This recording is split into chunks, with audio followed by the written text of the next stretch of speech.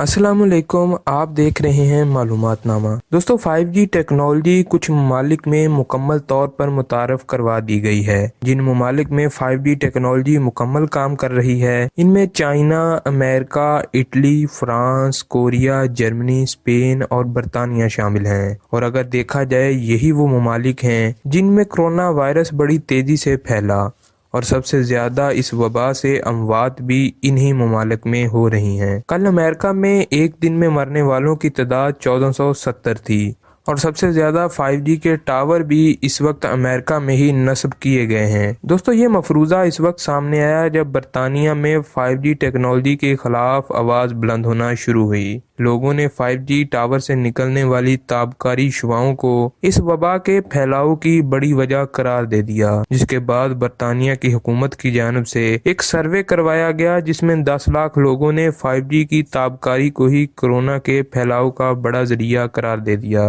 दी change organisation की तरफ से ये बताया गया है कि 5G सेहत के लिए खतरा है। ये कैंसर से लेकर कोरोना वायरस के फैलाव तक का सबब बन सकती है।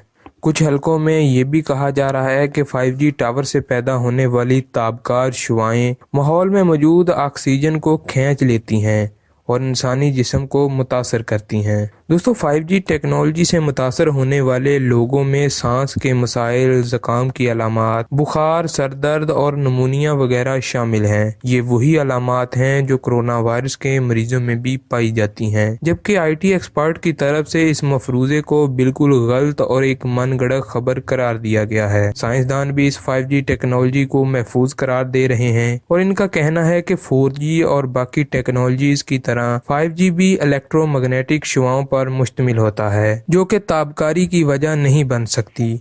दोस्तों आलमी इदारा सेहत भी कई मरतबा तहकीक कर चुका जिसे मोबाइल फ़ोन के इस्तेमाल से इंसानी सेहत पर कोई भी मनफी इफेक्ट साबित नहीं हुआ, लेकिन लोगों में शकूको शुबात पाए जा रहे हैं और बरतानिया की हुकूमत खुद इन शकूको शुबात का शिकार है। दोस्तों कुछ ऐसी ही खबरें फ्रांस से भी सामने आ रही थी जिनमें कोकीन इस्तेमाल करने से कोरोना वायरस नहीं होता, जिस वजह से फ्रांस में मंशियात बड़े पैमाने पर फरोख्त होना शुरू हो गई थी और बहुत से लोग इसे जाँ बहक भी हुए।